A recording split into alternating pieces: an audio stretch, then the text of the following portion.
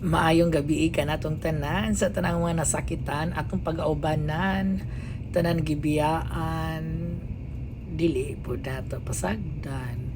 Actually today is Domingo, mao adlaw sa Ginoo, hunaon jud nato ang Ginoo, himo natong numero uno.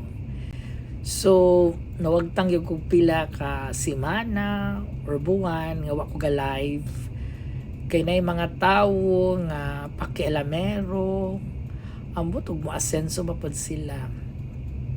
Actually gikan ko nag-vacation, wagtang ang mga konsumisyon ug nakadawat og komisyon to guys.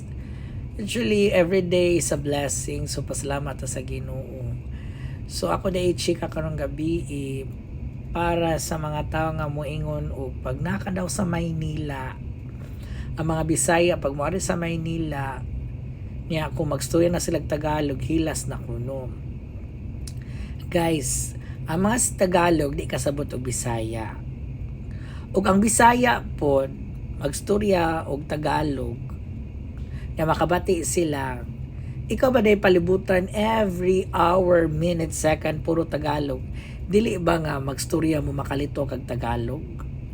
Murag incorrect mo po na sa giingon nga uy kahilas na ba, dili pod makalitang Bisaya kay mo magyud ay lingwahe, pero dili na pasabot kay nagtinagalog ka, hilas ka na.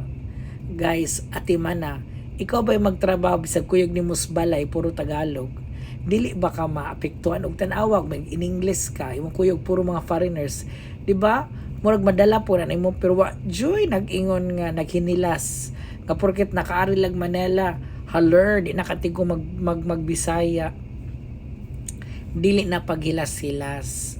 Actually na normal na lang na ang kanang hilas kana bang dili ka i-post kauban mo ang mga hilas kana mga tawo nga sa gauban mo di kay apil sila mga my day niya di kanti ko mag thank you, oh di sila pay nasayop, di kanti ko mag sorry, di mo dawat mo mga hilason.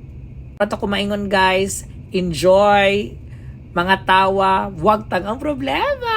Smile!